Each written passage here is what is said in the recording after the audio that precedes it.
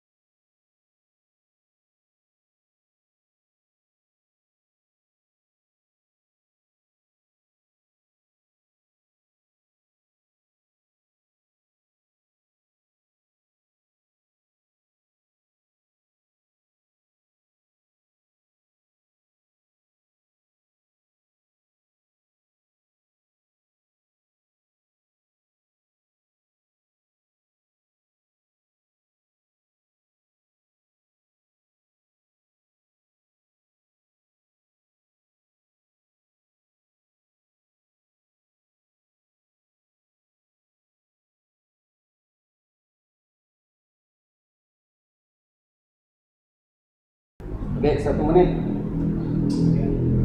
Lepas setengah jam ya. Monitor waktu 15 menit, break lagu. Oke. Aku kasih kode. Roll. Abang langsung masuk. Kalau kau roll. Manokwari saat ini membutuhkan pemimpin yang tidak hanya berbicara, tapi juga mendengarkan. Pemimpin itu yang hadir di tengah-tengah masyarakat dan mampu mewujudkan harapan untuk kemajuan bersama. Pemimpin itu yang menjunjung tinggi keadilan, serta memiliki komitmen untuk memajukan kesejahteraan semua lapisan masyarakat. Saatnya kita memilih pemimpin yang bukan hanya berjanji, tetapi bertindak nyata demi masa depan yang lebih baik untuk Manokwari. Dan pemimpin Bernard Boneftar dan Ibu Waluyo. Manokwari saat ini membutuhkan pemimpin yang tidak hanya berbicara, tapi juga mendengarkan.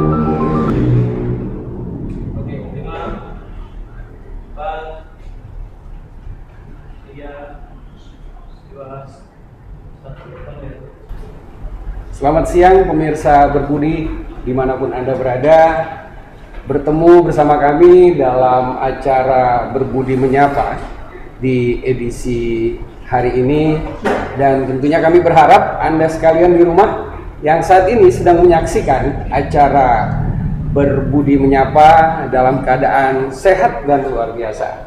Di hari ini secara khusus tentu kita bersama tahu dalam rangka pelaksanaan pemilu kada, pemilu kepala daerah Kabupaten Manokwari, kita sudah memasuki tahapan-tahapan hingga di saat ini akan memasuki tahapan kampanye akhir yang kemudian akan ditutup dengan pemungutan suara pada tanggal 27 November nanti. Dan tentu kita tahu bahwa di dalam pelaksanaan pemilu kada kali ini pasangan berbudi yaitu Bapak Bernard Boneftar dan Bapak Edi Waluyo mengambil bagian di dalam kontestasi politik kali ini. Untuk itu langsung saja saya akan menyapa terlebih dahulu kedua paslon cabub dan cawabub kita di hari ini yang juga akan bersama-sama menyapa Anda. Selamat siang Pak Bernard Boneftar. Selamat siang. Bagaimana hari ini Pak? Keadaan luar biasa. Baik. Baik, Pak calon wakil bupati kami Bapak Edi Waluyo, bagaimana kabar Anda Pak Edi? Alhamdulillah pada siang hari ini semua dalam keadaan baik-baik dan siap untuk melaksanakan aktivitas selanjutnya. Sebelum kita ngobrol nih Pak, silakan menyapa dulu pemirsa Berbudi di rumah. Ya. Silakan Bapak sapa. Seluruh pemirsa di seluruh tanah air Kabupaten Manokwari yang saat ini sedang menantikan proses Pilkada 2024 yang nantinya jatuh pada tanggal 27 November 2024. Mari semua sebagai warga negara mempunyai hak pilih yang sama dan jangan takut adanya intervensi. Kita semua ikut berproses dalam pendidikan politik ke depan. Luar biasa. Silakan Pak Bupati menyapa dulu nih, pemirsa kita. Halo pemirsa kita yang ada di mana saja, baik simpatisan Berbudi maupun rakyat Manokwari, Kabupaten Manokwari yang punya hak pilih. Kita ajak untuk mari berpartisipasi menggunakan hak pilih pada tanggal 27 November 2024. Semoga pemilu kita menjadi pemilu damai dan sukses untuk Kabupaten Manokwari. Ya, luar biasa. Langsung saja nih Pak calon bupati dan Pak cawabub kita. Tentu dalam seluruh tahapan yang telah dilaksanakan ini kan ada banyak sekali energi, waktu, bahkan mungkin biaya yang keluar. Ini sudah memakan waktu 60 hari atau efektifnya 2 bulan. Nah ini bukan hal yang mudah tentunya Pak. Namun inilah menjadi bagian perjuangan berbudi bagi masyarakat di Manokwari Pak.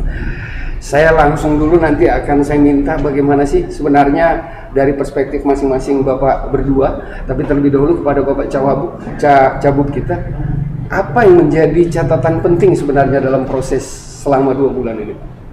Yang menjadi catatan penting yang saya dapati selama perjalanan kurang lebih 2 bulan ini, pertama saya sampaikan terima kasih kepada rakyat karena rakyat begitu antusias, khusus untuk berbudi.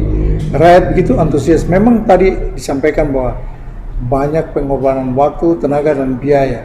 Terima kasih untuk rakyat semua yang ada di Kabupaten Manokwari, karena dari sisi pengorbanan biaya kami menaruh hormat, rakyat ikut memikul beban untuk biaya. Itu karena sayang, karena simpati, dan karena pingin ada harapan baru untuk masa depan Kabupaten Manokwari. Terima kasih. Kami juga mengajak untuk mari kita berjalan bersama-sama, karena banyak hal yang harus kita buat dan kita benahi untuk Kabupaten Manokwari kita ke depan.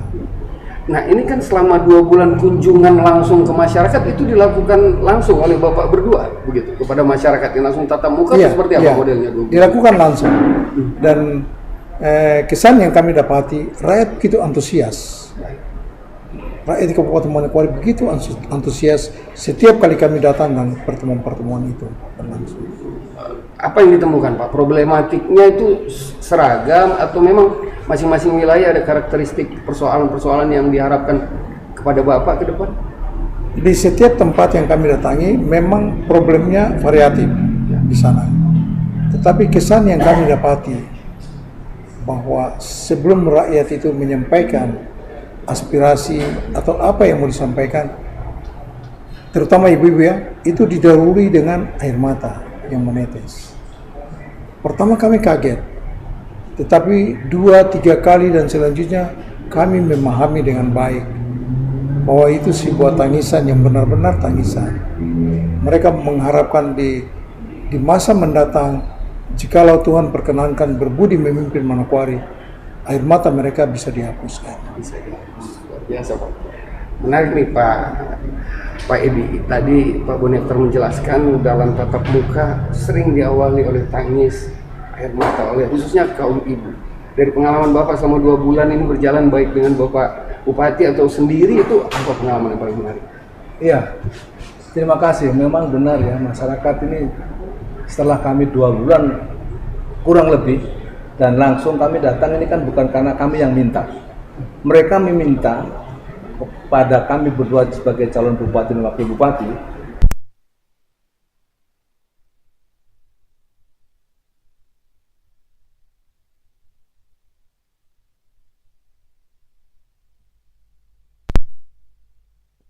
menangis. Saya betapa terharunya ketika dia menangis. Apakah ini namanya tangisan seorang ibu mengharapkan satu apa ya namanya pelayanan pemerintah? Dan memang benar, dari setiap kami diundang, ketika kami melakukan wawancara dengan mereka, kami langsung terjun. Saya terjun ke lapangan benar. Jadi benar apa yang disampaikan di situ tidak berfungsinya sekolah dengan baik, tidak berfungsinya pusat-pusat pelayanan terpadu, ya. Bahkan ada satu bangunan sekolah yang sekian lama sempat dipalang. Ada satu bangunan juga yang hanya 3 bangunan sekolah itu digunakan untuk kelas 1, kelas 2. Nanti di satu ruangan lagi kelas 2, kelas 3, kelas 4. Itu sebabnya mereka berharap ke depan janganlah seperti itu. Itu sebabnya kami ketika mendapatkan itu, sehingga kami berbudi ini punya keyakinan ke depan bagaimana mereka bisa mau menyekolahkan anaknya, dan kami akan menyiapkan untuk supaya orang tua itu berpikir anaknya sekolah. Pemerintah daerah yang memberikan bantuan subsidi kepada orang-orang tua yang memang benar-benar tidak mampu. Baik, ini kan menjadi menarik Pak Edi. Nah tadi Anda sebutkan bahwa dalam satu ruang kelas ada 2 rombongan belajar, kelas 1, kelas 2. Ini tentu ada juga terjadi hal-hal lain tadi Anda sebutkan. Itu baru salah satu contoh, satu ampuh. Sebenarnya dari strategi bagaimana akhirnya bisa menjelaskan kepada masyarakat agar bisa menangkap sebenarnya solusi yang ingin dilakukan oleh pihak berbudi itu adalah A, B, C. Ini bagaimana sih Pak menyampaikan ketika melihat suasana masyarakat kita yang sedih, nangis, mengeluh lalu berharap harus cepat ada solusi. Apa sebenarnya yang bisa Bapak sampaikan kepada mereka dalam saat kondisi tersebut? Iya, sebenarnya mereka dengan spontan ya, karena mereka merasakan mungkin 5 tahun ke belakang atau 4 tahun ke belakang yang selalu dikatakan janji. Masyarakat ini kan tidak inginkan janji, tapi ingin pelaksanaan dalam penyelenggaraan pemerintahan itu. Itulah sebabnya ketika kami datang, itu mereka memang menyampaikan yang sebenarnya terjadi di suatu tempat itu. Oleh karena itu kami ketika diberikan amanat oleh rakyat berbudi ini ingin memberikan semacam subsidi apakah mereka supaya mereka itu benar-benar fokus pada sekolah. Soal nanti biaya-biaya itu bila pemerintah daerah yang memberikan bantuan kepada itu kepada orang-orang tua yang memang belum tidak mampu. Nah, ada juga yang mereka menginginkan satu bangunan kalau bisa bagaimana seorang guru mengajar dengan baik ya ketika guru itu tidak ada tempat tinggal di situ. Jadi kami mereka melaporkan, saya tinjau lapangan. Itu nanti kalau nanti ada di satu kali kampung Kalimerah, itu saya sangat prihatin ya. Itu kampung bagi saya yang dekat kota dan kayaknya tidak ada sentuhan, apakah itu dari camatnya, apakah dari pemerintah daerah dalam dinas pendidikan, tidak pernah ada situ. Nah, ini pengakuan dari masyarakat, bukan dari kami yang itu. Pengakuan masyarakat, kami tinjau langsung. Saya selalu begitu, supaya saya mendapatkan satu data yang konkret. Kedepannya mungkin itu jadikan berbudi untuk memberikan satu pelayanan yang terbaik bagi mereka. Baik Pak, ada dua hal yang tadi saya tangkap dari yang dinyatakan oleh Pak Edi Waluyo. Yang pertama, masyarakat tidak ingin janji. Kemudian yang kedua yang diungkapkan oleh Pak Edi Waluyo tadi adalah ini di era sebelumnya tidak mampu menjawab. Pelayanan pemerintah tidak mampu menjawab bagian ini. Bapak berdua merupakan veteran birokrat yang kita kenal, masyarakat Manokwari kenal pada umumnya. Dari pengalaman Bapak selaku birokrat, sebelum nanti ditambahkan oleh Pak Edi Waluyo, menurut Pak Boneftar dengan situasi tadi yang disebutkan di Kalimerah, jarak yang sangat dekat dengan kota itu, bagaimana sebenarnya Pak bisa menghadapi situasi tersebut? Ya, terima kasih karena kita ini veteran ya. Ya. Veteran, jadi kita sudah melalui banyak waktu, tenaga, dan pengabdian yang kita catat baik dalam perjalanan kami. Sebagai veteran, kita kembali merekam sejumlah peristiwa itu dan rekaman ini langsung kepada rakyat. Kesan yang tadi kami dapat itu suatu realita bahwa ada guru yang mengajar, dia tidak tinggal di situ seperti disampaikan Pak Waluyo tadi. Tapi lebih celaka lagi, dia tidak dibayar. Bayangkan aja, sudah 7-6 bulan dijanji, kemudian bulan ke-8 baru dikasih 1 bulan hari ini. Bagaimana mungkin? Itu karena cinta kasih dari seorang guru itu, dia baktikan hidup tanpa pedulikan yang seperti itu. Ini kan pengabdian yang tulus dan ikhlas. Di mana tanggung jawab pemerintah untuk hal seperti begini? Oleh sebab itu, banyak hal yang kami dapati. Banyak keluhan juga dari petugas nakes. Mereka mau bertugas dengan baik, tetapi persoalan sama dengan guru tadi. Bagaimana mereka bisa tugas? Artinya jika nanti Bapak berdua akan menjadi pemimpin di Manokwari, solusi yang paling cepat untuk menuntaskan masalah seperti hal tersebut apa Pak? Jika terkait dengan hak-hak guru, hak-hak nakes misalnya, ataupun ASN lainnya. Kita punya konsep, kita punya program yang kita siapkan. Ketika berbudi, saya dan Pak Waluyo terpilih nanti, dan kami yakin nanti kami yang terpilih. Karena rakyat sedang menantikan sebuah perubahan. Oleh karena itu kami dua yang veteran diminta untuk kembali lagi aktif dalam dunia birokrasi pemerintahan, tapi memimpin pemerintahan. Program kami akan benahi birokrasi pemerintahan di Kabupaten Manokwari, dan kami akan memberdayakan fokus pelayanan kita mulai dari RT dan RW. Mengapa? Karena itu pemerintahan terdepan yang dipilih langsung oleh rakyat sama dengan kepala daerah, tapi itulah rekaman terdepan dari mic atau rekornya pemerintah. Dia terdepan yang dia melayani, tapi juga dia merekam semua peristiwa di rakyat. Dan mesti pemerintahan ini harus menggunakan RT RW. Semua rekaman situasi masyarakat, keadaan masyarakat, jumlah penduduknya berapa, keadaan sosial budayanya, keadaan ekonominya, keadaan mata pencariannya, keadaan pendidikan dan keadaan kesehatan, rekamannya ada di situ. Keadaan soal iman percaya, semua ada di situ. Ke depan untuk berbudi, ketika kami terpilih, kami akan fokus memberi pelayanan terdepan itu kepada RT RW. Oleh karena itu di RT RW di program berbudi, saat kami memimpin Manokwari, kami memimpinnya karena kami yakin nanti kami yang dipilih oleh rakyat. Rakyat sudah memastikan itu bahwa berbudi yang terpilih. Kami akan menyiapkan anggaran khusus untuk RT dan RW. Dan itu bukan sekedar insentif. Nilainya berapa itu kira-kira? Nilainya 50 juta. Kami akan start dengan 50 juta setiap RT dan RW. Dan itu anggaran operasional uang untuk RT RW bekerja. Apakah insentif dimasukkan di dalam 50 itu atau tidak? Insentifnya terpisah dari 50 juta. Efektifnya digunakan untuk apa saja nih Pak? Jika ada gambaran program demikian. Tentu kami akan menyiapkan aturan mainnya. Petunjuk penggunaan dana itu, lalu petunjuk aturan untuk meyakinkan RT dan RW mereka itu punya tugas, peran, dan tanggung jawab yang nyata. Supaya dia punya petunjuk pedoman untuk bekerja, termasuk petunjuk untuk penggunaan dana itu. Tidak asal digunakan. Nah, untuk bagian ini, apalagi yang menurut Bapak bisa digunakan dengan dana 50 juta per RT yang efektif ya? Dari gambaran Bapak, Pak Sulaiman. Iya, terima kasih. Inilah mungkin ya ketika ada orang lain yang tidak memahami benar tugas dan fungsi seorang RT, padahal RT itu dibentuk berdasarkan Permendagri nomor 18 2018. Di situ sudah jelas tugas dan fungsinya ya. Jadi kalau ada yang mengatakan bahwa RT itu adalah pembantu, itu bukan. Ya, RT itu adalah membantu karena dia punya Permendagri nomor 18 2018, membantu pemerintahan terendah untuk mengakomodir apa sih keinginan rakyat di sekitar RT itu. Demikian juga dia bagaimana untuk bisa menghimpun masyarakat di RT untuk program-program apa yang nantinya dari program itu dimasukkan ke kelurahan ke camat, jadikan pedoman dasar untuk memberikan satu pelayanan dalam melaksanakan tugas ya. Nah, yang 50 juta tadi itu tentunya nanti kita harus berikan satu petunjuk teknis penggunaan dana 50 juta itu. Sebab 50 juta itu bukan insentif ya, itu adalah operasional seorang RT yang selama ini hanya sekedar diberikan insentif.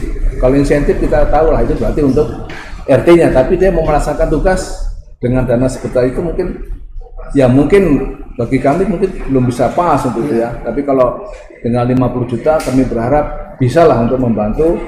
Di situ RT ini selama ini kan ada segala sesuatu tentang data, apakah jumlah data di situ penduduk masyarakat miskin, apakah nanti yang sakit, apakah itu harus RT mengetahui. Ya semua sesuatu pasti dari RT. Jadi jangan sampai segala sesuatu dari RT tapi RT tidak kita berikan semacam ya tadi itu operasional ya. Artinya kami memberikan operasional supaya menyemangat dia untuk melaksanakan tugas sebagai petugas RT. Merangsang semakin giat ya seperti itu ya. Sehingga dia untuk mengerahkan warganya untuk kerja bakti, oh ya ini loh, nah itu, jadi itu. Jadi dana itu bisa digunakan untuk kerja bakti begitu Pak? Ya bisa, ketika dia mengharapkan warganya untuk kerja bakti. Jangankan itu, mungkin ketika ada lingkungan situ ada kesusahan sebagai RT dengan dana kalau misalnya 50 juta kita bagi 12 bulan, 1 bulan 4.150.000, itu hampir sama dengan gaji pegawai negeri sekitar golongan 4B, 4C. Ya, jadi bisalah kalau itu misalnya ngajak masyarakat, mari kita gotong kerja bakti nih.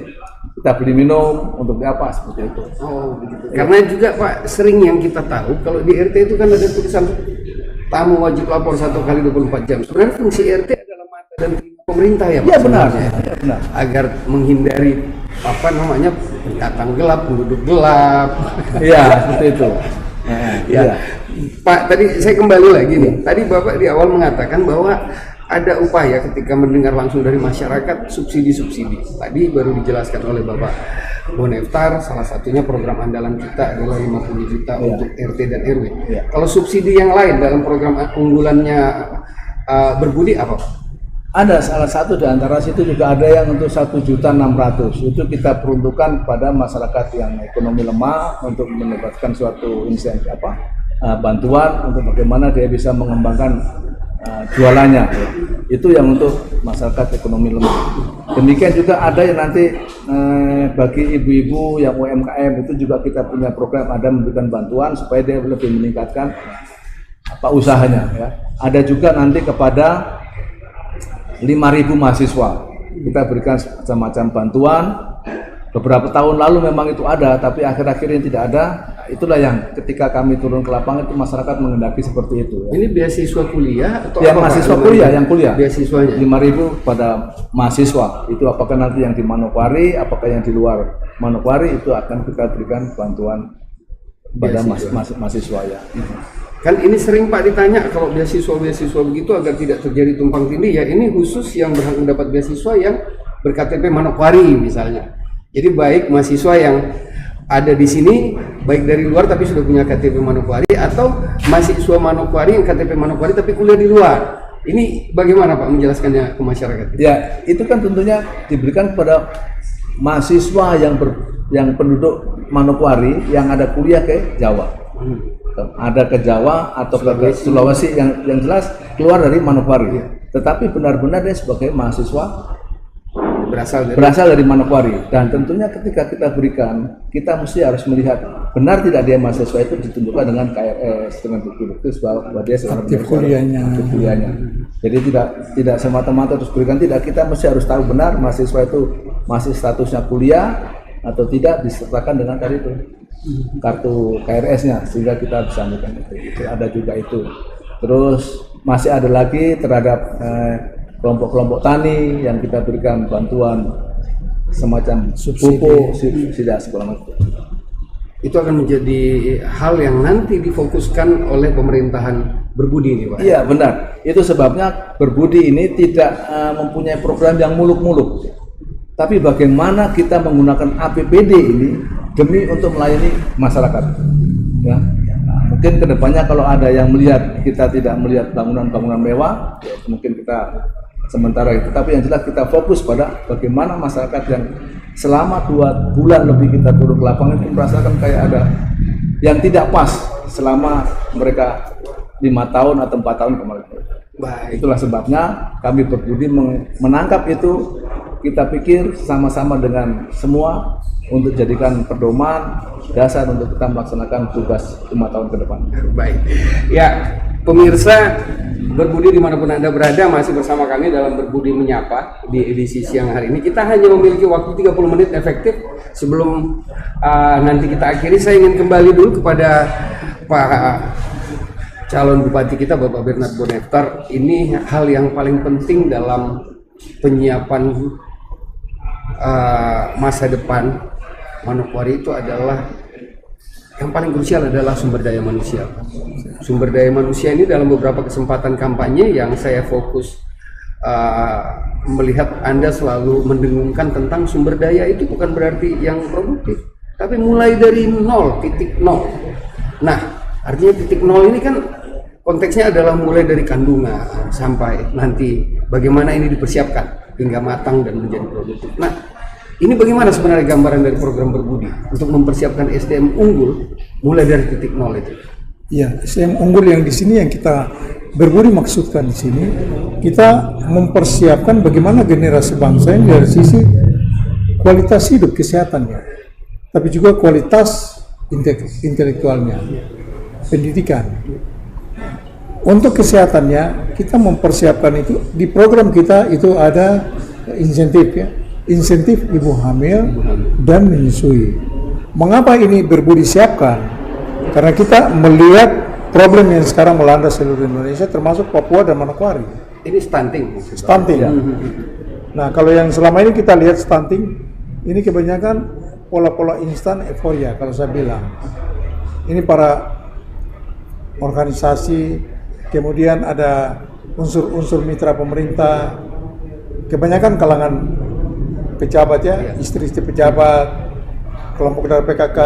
Mereka ini mengatasi stunting dengan cara datang bikin makanan sehat, dikasih makan. Ini orang lagi kena stunting, dikasih. Stunting itu bukan dia kena karena saat itu dia tidak makan, tidak. Stunting itu terjadi karena mulai dari suami istri lalu janin dalam kandungan istri. Oleh karena itu program Berbudi kita siapkan yang namanya insentif ibu hamil dan menyusui. Ketika dia hamil sampai nanti dia menyusui. Di saat Berbudi pimpin, kita menyiapkan program itu supaya apa? Dari insentif ibu hamil dan menyusui ini, dia tidak hanya sembarangan menggunakan dana itu. Kita kasih kepada ibu itu, tetapi arahan penggunaannya nanti dari pihak terkait, perawat, dokter, suster, mantri. Mereka di Posyandu tempatnya, nanti di Posyandu. Mereka mengarahkan kepada ibu-ibu hamil itu. Dana itu digunakan seperti apa? Mungkin obat atau vitamin, bagaimana makanan bergizinya. Sampai dengan ibu itu dia melahirkan. Di saat dia menyusui dilanjut. Itulah namanya ibu hamil dan menyusui. Supaya apa? Ketika bayi itu lahir, masa pertumbuhannya tidak ada stunting di situ. Karena kita sudah menyiapkan pelayanan itu sebelum anak itu ada dan lahir. Dari janin sudah disiapkan. Ini tujuan kita. Karena kita berbicara soal kualitas sumber daya manusia, kita harus siapkan dari situ. Kemudian yang berikut, Kita juga menyiapkan untuk layanan kesehatan lanjutan. Masyarakat kita sampai hari ini kebutuhan akan kesehatan mereka banyak mengeluh. Dan mereka juga tidak berdaya. Ini kita mau kasih salah siapa? Rumah sakit perlu obat. Obat itu tidak gratis. Perlu pengadaan obat itu ada uang, harus dengan biaya. Lalu para medis yang melayani, mereka harus diperhatikan kesejahteraannya. Ada insentif, ada jasanya, itu harus diperhatikan. Dan itu diatur dengan undang-undang, dengan aturan.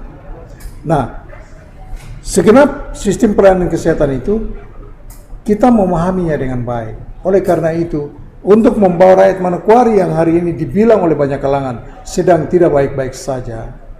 Secara ekonomi, secara sosial sedang tidak baik-baik saja. Sebagai veteran yang memahami situasi layanan pemerintahan sejak kami ada dalam situasi layanan pemerintahan yang normal baik sampai dengan saat ini, kita hadirkan program ini. Maka untuk pelayanan kesehatan ini kita bebaskan rakyat. Intervensi pemerintah untuk mengambil alih, membebaskan rakyat dari soal pembiayaan, itu semua ditangani oleh pemerintah daerah. Rakyat datang cukup menunjukkan KTP, di rumah sakit, dicatat NIK-nya, yang penting KTP Kabupaten Manokwari, dilayani gratis. Langsung dilayani? Langsung dilayani. Semua beban biaya itu ditanggung oleh pemerintah daerah, dan kita siapkan regulasi untuk mengatur soal pelayanan yang dibebankan atau pembebanannya kepada pemerintah daerah. Pembiayaan oleh pemerintah daerah. Kita siapkan. Kita bisa siapkan berupa peraturan bupati untuk pelayanan seperti itu. Kalau ini sudah berjalan efektif dan semua kalangan melihat itu baik, kita tingkatkan dengan peraturan daerah. Baik. Tapi dalam konteks ini, kalau izin untuk menambahkan bagian-bagian tadi, bagaimana hal ini kemudian bisa kita lakukan dengan, apakah memang memungkinkan semua ini bisa dilakukan Pak, agar terkesan tidak seperti yang tadi pernyataan masyarakat bahwa jangan janji. Apakah memungkinkan secara simultan program ini dilaksanakan dalam pemerintahan berbudi dengan kondisi APBD kita? Menurut Bapak bagaimana? Apa ini cukup memungkinkan? Saya rasa buat kami berdua itu tergantung dari satu komitmen seorang pemerintah daerah, seorang pimpinan ya, seorang pimpinan dan termasuk perangkatnya di bawah. Itulah sebabnya kami tadi punya program itu untuk bagaimana supaya masyarakat kita itu betul-betul cerdas, IQ-nya itu kita berikan tadi itu yang disampaikan oleh Pak Bupati, itu memberikan kita vitamin terhadap anak ya, orang bilang HPK, hari pertama kehidupan. Jadi 1000 hari pertama kehidupan kita berikan suntikan kepada ibu-ibu muda hamil tadi, dengan harapan ketika dia tumbuh dan lahir dia menjadi seorang yang cerdas. Kalau sekarang yang kita lihat stunting kan, ketika terjadi stunting baru kita berikan. Padahal harusnya supaya tidak jadi stunting, kita harus awali dari 1000 hari pertama kehidupan si jabang bayi terjadi itu diberikan suntikan supaya dia bisa. Dan itu kami yakin. Yang penting dari keseriusan seorang pemimpin, bagaimana untuk bisa masyarakat itu benar-benar. Oleh karena itu tadi kami berdua tidak punya program yang tinggi-tinggi, cuma bagaimana menciptakan Manokwari sehat, Manokwari cerdas, Manokwari produktif, dan Manokwari melayani. Baik, itu ditahan dulu Pak Wakil. Ya. Baik, pemirsa berbudi, kita akan break sejenak. Sebelum kita akan lanjutkan 5 menit terakhir, kita akan mendengarkan apa yang menjadi pesan-pesan penting kedua beliau, paslon berbudi, paslon nomor urut 1 dalam Pilkada Manokwari. Kita jumpa sesaat lagi.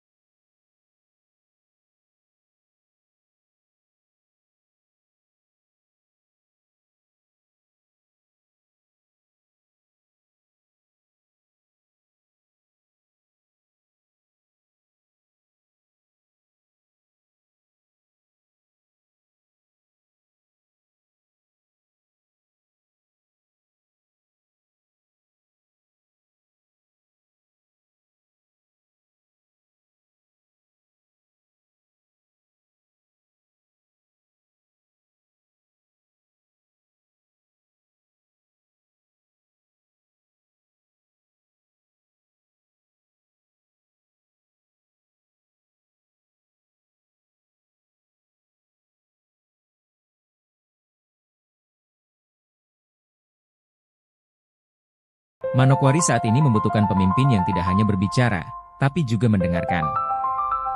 Pemimpin itu yang hadir di tengah-tengah masyarakat, dan mampu mewujudkan harapan untuk kemajuan bersama. Pemimpin itu yang menjunjung tinggi keadilan, serta memiliki komitmen untuk memajukan kesejahteraan semua lapisan masyarakat. Saatnya kita memilih pemimpin yang bukan hanya berjanji, tetapi bertindak nyata demi masa depan yang lebih baik untuk Manokwari. Dan pemimpin itu adalah Berbudi, Bernard Bonektar, dan Edi Waluyo.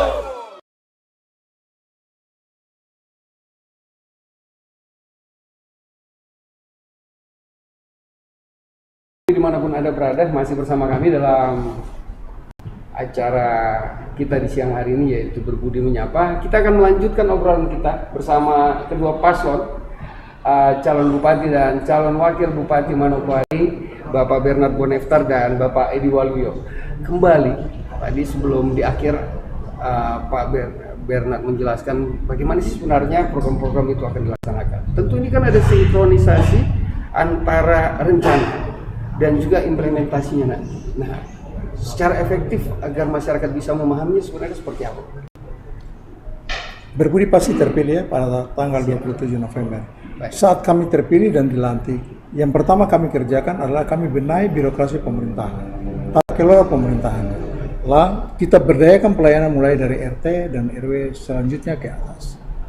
Kita lengkapi dengan pembiayaan yang cukup memadai. Yang kedua, bahwa kita akan membantu rakyat yang hari ini dalam keadaan sedang tidak baik-baik saja. Berbagai macam program kita sediakan di situ, tadi sudah disebutkan. Mulai dari bantuan kepada keluarga-keluarga yang ekonominya lemah sekali, tidak berdaya, 1,6 juta, lalu kepada UMKM kita bantu, beri dukungan di situ, lalu untuk biaya pendidikan kita bebaskan, layanan kesehatan kita bebaskan. Tujuan kita supaya masyarakat betul-betul berdaya dan tidak memikul beban yang hari ini mereka sedang tidak baik-baik saja. Supaya dalam masa kepemimpinan Berbudi, kita bisa bawa keluar masyarakat dan daerah Kabupaten Manokwari ini keluar dari situasi saat ini. Supaya mereka berdaya dan akan mandiri di kemudian hari. Dalam kepemimpinan berikut, rakyatnya sudah mampu. Daerah ini akan produktif, rakyat produktif. Kemajuan itu akan kita capai dan perubahan itu akan terjadi. Kalau seperti sekarang, tidak mungkin terjadi.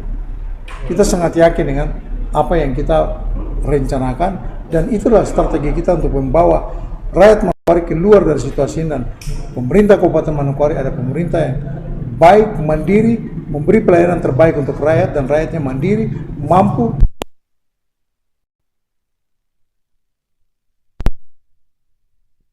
di daerah ini. Pak, yang menarik ini, saya bergeser sejenak kepada Pak Edi Waluyo. Tadi yang ditekankan oleh Pak Bonektar adalah bagaimana daerah ini produktif, Pak. Nah, tentu ini dengan banyaknya kebutuhan masyarakat, kita tidak bisa sekedar juga mengandalkan apa yang masuk dari pusat atau misalnya dana-dana share, tapi yang paling penting juga salah satunya adalah bagaimana akhirnya kemampuan Bapak selaku pemimpin nanti menggeliatkan sumber-sumber pendapatan asli daerah, sehingga itu juga bisa menjadi modalitas kita untuk menjawab persoalan masyarakat. Ini bagaimana sih Pak? Ini yang belum pernah disinggung loh Pak ini. Nah, bagaimana sebenarnya ide-ide yang bisa dilakukan nanti di pemerintahan Bapak untuk mendorong meningkatnya PAD? Ya, selama ini kan memang masih kurang terkoordinir dengan baik ya. Sebetulnya sumber-sumber pendapatan daerah itu banyak yang harus kita kelola. Cuma saat ini kan terlihat belum terorganisir dengan baik oleh dinas terkait. Ya. Nah, mengapa kita ingin mempunyai tekad produktif? Itu maksudnya dengan potensi alam yang kita miliki, kita ajak masyarakat itu supaya dia bisa produktif. Nah, dengan dia berproduktif, otomatis dia bisa memberikan suatu income terhadap dirinya sendiri, juga untuk income ke daerah. Itu sebabnya tadi dikatakan kita akan benahi tata kelola pemerintahan yang selama ini memang tidak, sebetulnya banyak sih PAD-PAD yang harus kita gali, masih banyak, cuma selama ini kurang terfokus. Mungkin fokusnya saya kurang tahu dalam pemerintahan yang ada ini. Sebenarnya banyak PAD-PAD yang harus sumber banyak, masih banyak ya. Bahkan mungkin banyak bocor-bocor sehingga PAD kita tidak tercapai. Tapi yakinlah, percaya suatu saat ketika memang Berbudi diberikan amanah, kali itu yang kita benahi, sikap mental aparatur itu harus punya ya, demi untuk melayani masyarakat.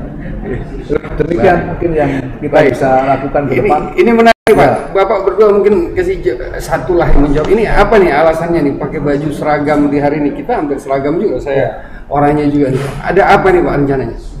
Ya, ini warna khas yang dipilih oleh tim berbudi supaya memberi semangat baru. Orange ya.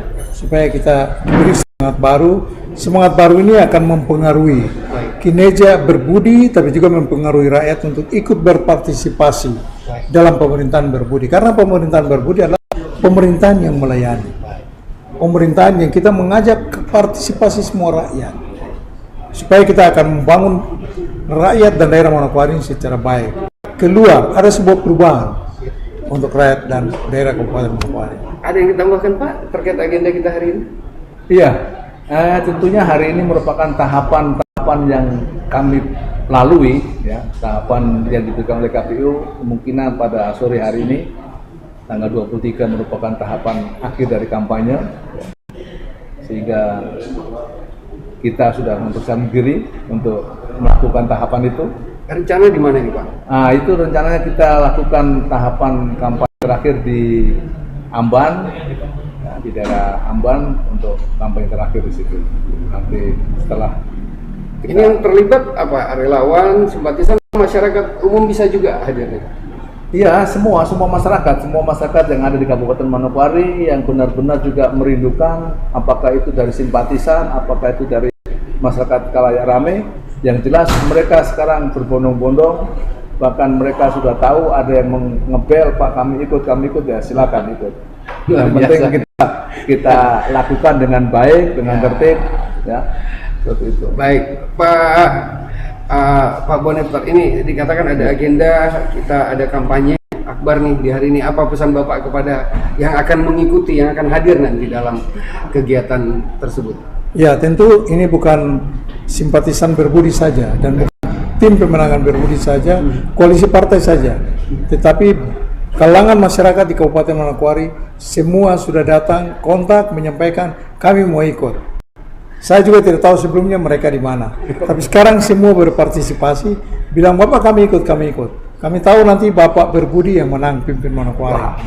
Cuma satu permintaan kami berharap supaya semua yang datang nanti mengikuti kampanye akbar dan kampanye akhir ini datang dengan tertib, supaya kampanye yang kita lakukan penuh dengan kedamaian.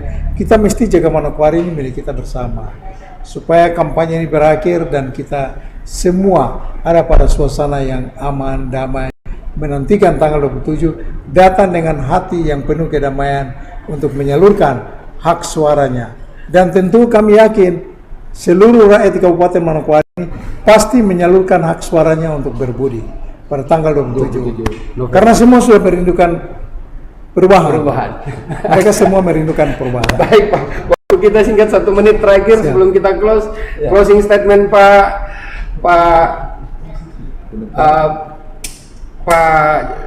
tentu ini ada bagian penting sekali yang perlu disampaikan kepada publik sebagai closing statement. Terlebih dahulu mana Pak Edi ya? Silakan Pak Edi. Baik, terima kasih buat seluruh masyarakat yang ada di Kabupaten Manokwari. Kita kurang lebih 5 hari lagi kita akan melaksanakan pemilihan kepala daerah pada tanggal 27 November 2024. Tentunya saya mengajak seluruh lapisan masyarakat, mari kita gunakan hak pilih, ya.